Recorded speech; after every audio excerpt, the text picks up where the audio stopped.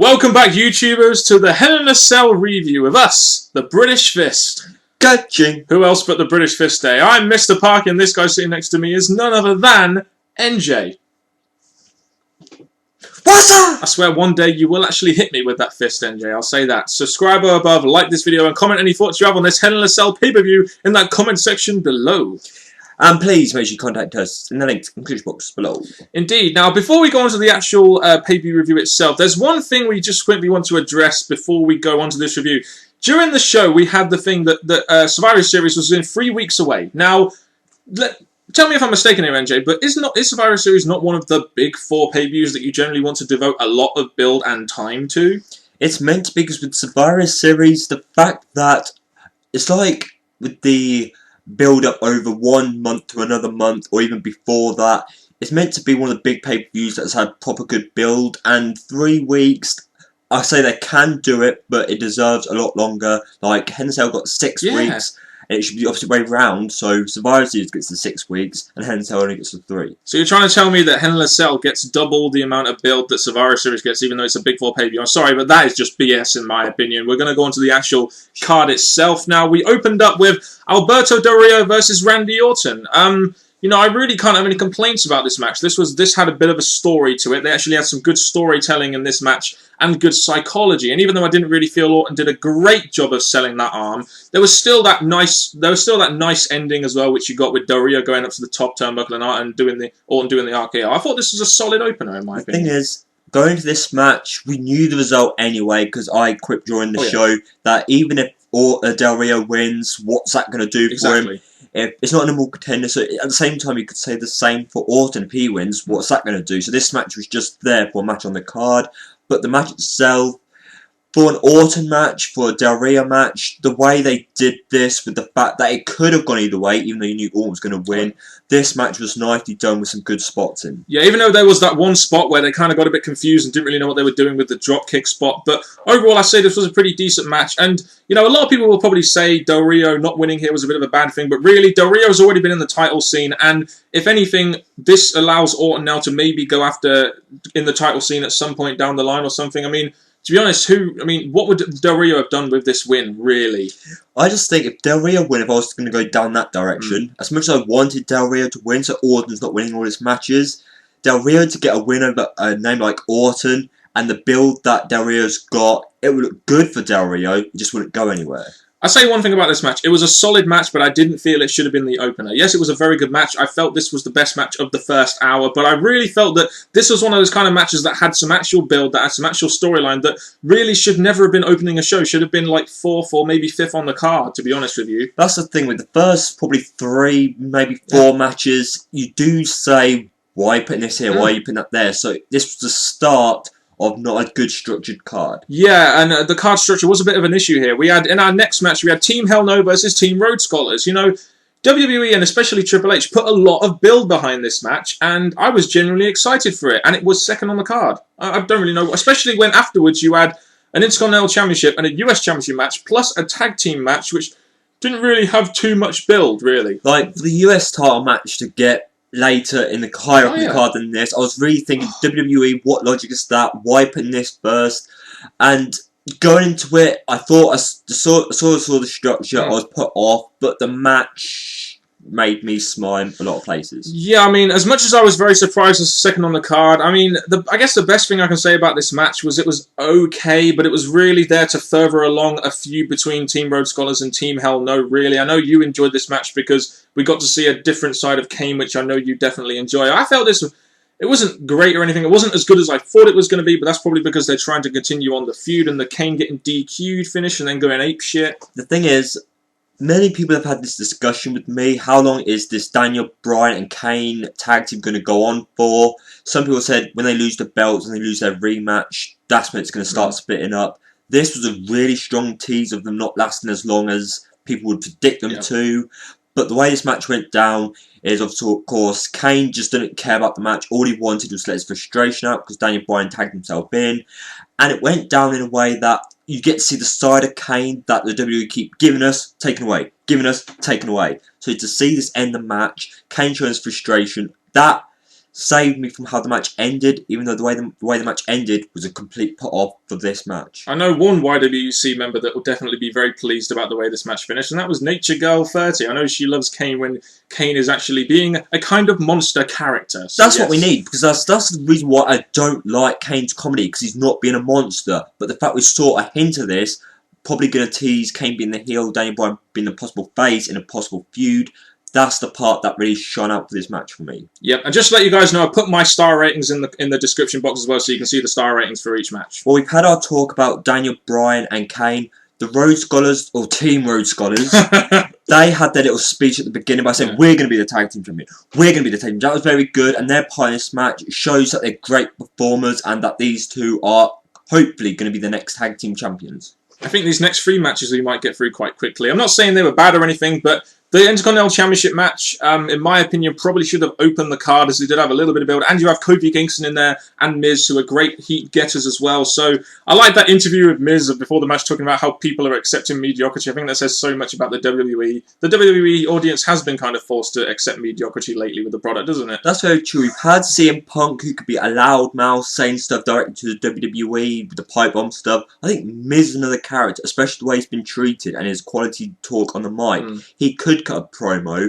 by saying how bad he's been treated and how he deserves better, how he was a former WWE champion. So this kind of thing, warming up to how he's treated and the IC Championship, it was a good warm-up for his part of this match. It's a shame we've seen this match now twice on free TV and the title change actually happened at main event. This would have been a good time, in my opinion, to have the title change, especially given the way this match was booked, when you had Miz taking out Kofi's leg and then taking off his boot and working over the leg. That would have been a great time, in my opinion, for Kofi to have this big IC title win, but instead they wasted it on main event. It's stupid. It's a bit of a stupid way that the way they hyped this match, like I said in predictions, made it happen. Yeah. It was random, but it made me interested. Then they started blowing it by having matches, too much talk time, and then the match at Hell in a Cell, which should have been the place.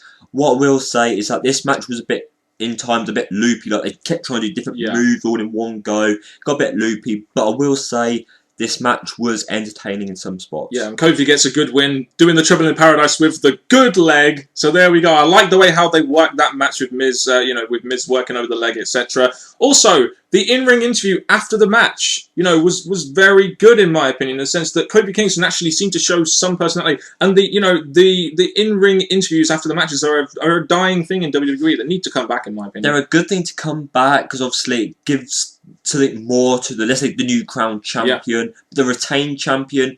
I don't think it was really needed. Like Matt Striker randomly doing this out the blue, no real reason, because no one came out to interfere to set a new feud.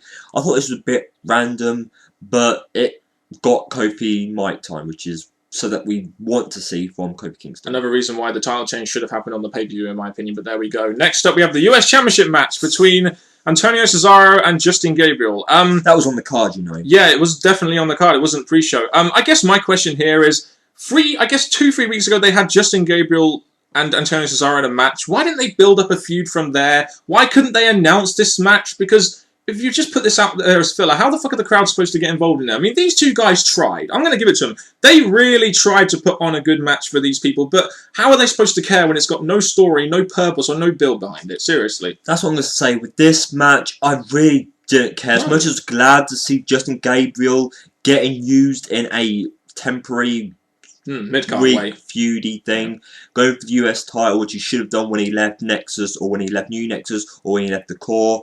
This was pretty good for Justin Gabriel, but the fact that there's no crowd reaction, the way it finished, no one really cared. Move on. Exactly, and that's exactly how we feel about Antonio Cesaro's US title run right now, to be honest. Another filler match on this pay-per-view, which could have been announced because it had a little bit of build to it. Rey and Sin Cara versus the Primetime Players. Why, again, wasn't this match announced ahead of time? The fact that this had build, the fact that this had some kind of story behind it, the fact that the Primetime Players, which I don't really care about, came out of nowhere and just started attacking Rey Mysterio and Sin Cara, set up this match. There's many people who would agree that the Primetime Players are not where they should be or where the WWE wants them to be. So to be honest, I don't care that this match happened or not. The Primetime Players are not as good without AW. I saw Terminator NJ tweet about the Primetime Players, though. He doesn't really like them that much. What is it with him and the Primetime Players? I don't get it. I guess it's that we're involved with the loudmouth Avon Washington and now they're left their own doing nothing. Well, I don't know, but he definitely hates them. Yeah, I mean, in this match, I think one thing stood out to me. This was a real down period in the pay-per-view, in my opinion, where the crowd were very dead, and it seemed like the only...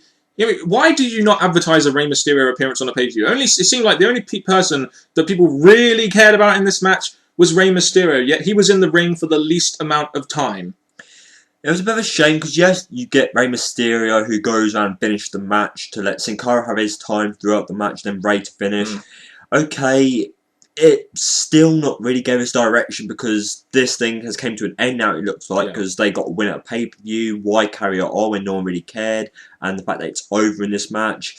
But all I say is, it was good to see Rey and Sin Cara on the pay-per-view. Yeah, I mean, it was a solid match, don't get me wrong, but sometimes match quality isn't all that matters, guys. We've got to look at the build, we've got to look at what this has actually done. So, Rey and Sin Cara get the victory. They're probably going to be some force in the tag team division, and they're trying to further along this team so they can have that match at WrestleMania. So, yes, there we go. We'll move on to the next match, which...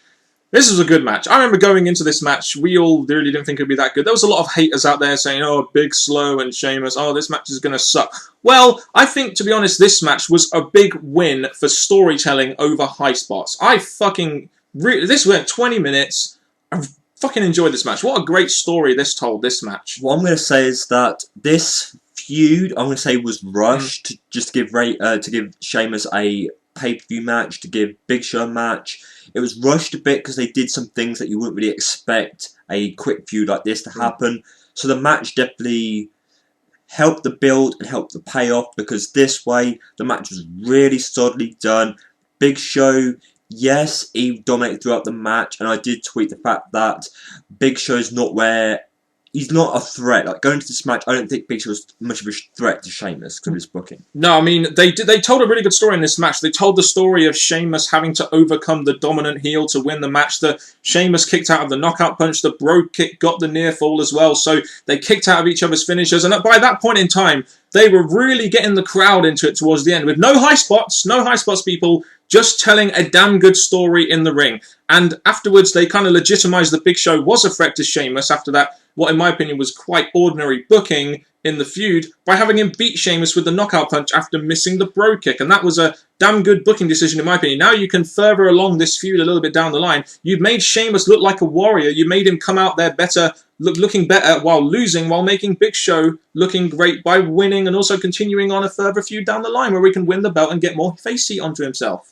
The thing is, going to this match, I didn't really want Big Show to become the champion. I thought it should be given to someone different, like a Wade Barrett. But they gave it to the Big Show. That's a little bit of an off point for me. How long is Big Show going to hold on to it? I don't know. Sheamus getting his rematch, probably setting up for the next pay-per-view.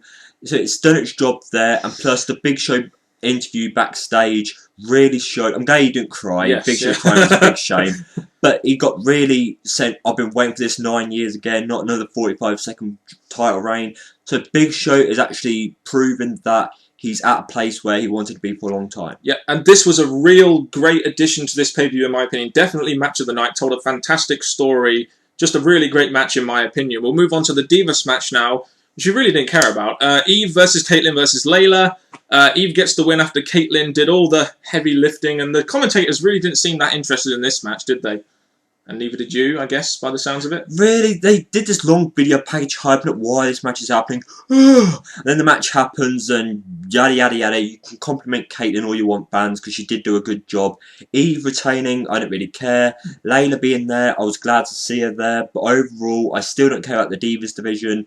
And to be honest, well done, Eve. Like I said, they tried. They tried to add some story to it. They tried to perform in the match, but I think, to be honest, it's got to the point now where the Divas division has been booked so badly for so long that even if you put out something good, people are still going to think it's shit. And I think that's what this Divas division right now is really excelling in. When it, that's just my opinion on that one. You want to move to the main event? Please do. CM Punk versus Ryback in a Hell in a Cell match for the WWE Championship. Now, the great thing about this match, in my opinion, was that we had no idea what was going to happen. We could predict so many things. We had no idea who was going to win. In my opinion, that was really good. It was a good surprise. Because we didn't have a fucking clue what was going to happen, and that art is sometimes very lost in today's world, which is very internet orientated and is full of spoilers and backstage news, etc. Very true, because we had CM Punk versus Skip Sheffield going into this match. We had up between Heyman... Or Goldberg, as the fans were saying. That's the third one, yes. Fuck the people for chanting Goldberg. I know it was in the hometown of Goldberg and everything, but fuck you guys for chanting Goldberg. For fuck's sake, move the fuck on, seriously. Carry on, go on. And the other thing about this is that, just like the Daniel Bryan and Sheamus thing, Daniel Bryan gave AJ a kiss, but at the beginning of this match, you had Heyman and CM Punk like, good luck. Into the match, boom! I mean, the match itself, I'm actually quite surprised. They have been working a lot at house shows lately. They did a pretty good job here. They had a couple of nice spots using the cell, using the outside. I was actually very surprised here how strongly Punk was booked in this match. Yes, he had to go and use weapons, etc. I was surprised how strongly Punk was booked. I suppose they wanted him to stay in control of the match so that he could help carry the match along, but it did surprise me, that did. The beginning part of this match, you did have CM Punk being the chicken thing running away, but I think that was CM Punk making Ryback look like a threat. So, as much as he did run away for quite a long time, beginning of the match, it was a bit long, but it got to the point where it made Ryback look like a threat. Paul Heyman has a bit involved by distracting Ryback, which was good, because obviously with a heel manager and trying to stick up for Punk was good, even though he's a human being. Yeah. But I thought they all played their part pretty well in this match. Yeah, CM Punk really did help Ryback along in this match, I feel, and it really does show how good of a performer he is in the ring, really. And so I felt this is actually a pretty decent match, considering a lot of people were hating on this a lot before we go into this match. What about the finish, though? The referee comes in and low blows Ryback and basically puts himself into a position where he can influence the decision. What did you think to the way they finished that match? Do you think it was a good way of letting CM Punk go out of there the champion while also not making Ryback look weak? Well, many people had different predictions how this match was going to end, but no one knew who the ref was. No. But having him as the referee, it set up a rematch, like I was saying, probably going to the triple threat, because Cena wants to be a part of the title match, whoever wins this match. But having the referee do that, a definitely surprise, but not really, let's say, a blockbuster finish. So I think that's why how the pay-per-view actually finished really helped the pay-per-view. Yeah, wasn't this the same referee also that Heyman said made that bad call? I'm guessing that will have something to do with it, and that will be maybe an angle going into the Raw show. Who really knows? So the match itself was pretty decent. The finish was very surprising, really. Did not expect that finish. And what about the aftermath? God, what an aftermath. That was brilliant, wasn't it? I mean, for the PG era to allow something like this, because every Hell in a Cell they've had recently, they've always done it inside the ring, outside the ring, but to actually have the referee get knocked out, then Punk slowly slithering out the ring because they were trying to give Ryback enough time to get to Punk. Going to the top was a nice spot. It got the crowd really raised off their seats, looking at what was going on. Yes, of course, we weren't going to have the fall off, the throw off, nothing big like that. But it was definitely a spot that's going to be remembered for this pay-per-view. I guess this is one of those kind of spots, really, that, in the Attitude Era would have been just meh. But in today's era, it seems like a big deal because they don't do this very often. And that is one good thing, I guess, about the way they do the Hell in a Cell. Something like this does feel like a big deal. They made Ryback look like even though he lost the match, they made Ryback look like a total beast towards the end. The crowd were on their feet. They were chanting, "Feed me more." The shell shock on the top of the cell was a really, really nice way to finish off this pay-per-view, in my opinion. The thing I want to say is that Ryback's lost his undefeated streak now, but I think they had to do something. Oh, yeah. They missed the whole Lesnar thing, which I was hoping for, but moving on. The shell shock thing at the end, they had Ryback lose, but he got his upper hand, still like a threat. So I think they worked this match and finish to both CM Punk's advantage, Cena's advantage a little bit, and even Ryback. Yeah, I mean, essentially, they had to make Ryback look as strong as possible, and even in defeat. And they had to, at the same time, further along a CM Punk versus Rock match, which was potentially going to be a big draw of the Royal Rumble pay-per-view. So, essentially, the booking was quite right here, in my opinion. But there we go. Some may say Ryback should have won, continued as an undefeated streak, but the way they did it here was, kind of didn't make Ryback look that weak at all in defeat, while also making him look like a beast anyway by what he did after the match. So, your overall thoughts on this pay-per-view then? Definitely, would you say better than expected? Going into this, I saw it being predictable in a lot of places, apart from the main event, which was the big talking point. Some of the matches were better than expected, but with the result we expected. It's got me wanting to see where the main event goes, but the rest of the card, it like ended feuds, it finished things off. The World Heavyweight was a surprise. Oh, yeah. I just now look forward to seeing what they do with the two main titles now. I think this is definitely a solid pay-per-view. A standout match, in my opinion, from this pay-per-view was definitely Sheamus versus Big Show. That was a great match, in my opinion, for what it was. The main event gave us a solid match with a very good finish that, really had the crowd on their feet. The opening match really shouldn't have been the opener, in my opinion. The card structure was a bit weird here, and Del Rio, no, you're not the new Apex Predator. But so it was overall a solid pay-per-view. There was a bit of filler in there and a bit of stuff we didn't really care about. But if you take in the important matches in there as to outweighing a little bit more than the least important matches, then it was a solid pay-per-view. Not great or anything, but solid. Definitely better than I thought Hell in a Cell would be, considering there was only one Hell in a Cell match for a Hell in a Cell pay-per-view, which to me makes no sense. Just saying. You ready to go? Of course. Right. Yes. You want to go? So please give us your match of the night in the comment section below. Oh, yeah. Tell us what surprised you the most in the comment section below. Tell us what you think of the tag team division now in the comment section below. And from Mr. Parkin wearing purple, me and Jay wearing purple. Oh, yeah. Till next time, YouTubers. Goodbye.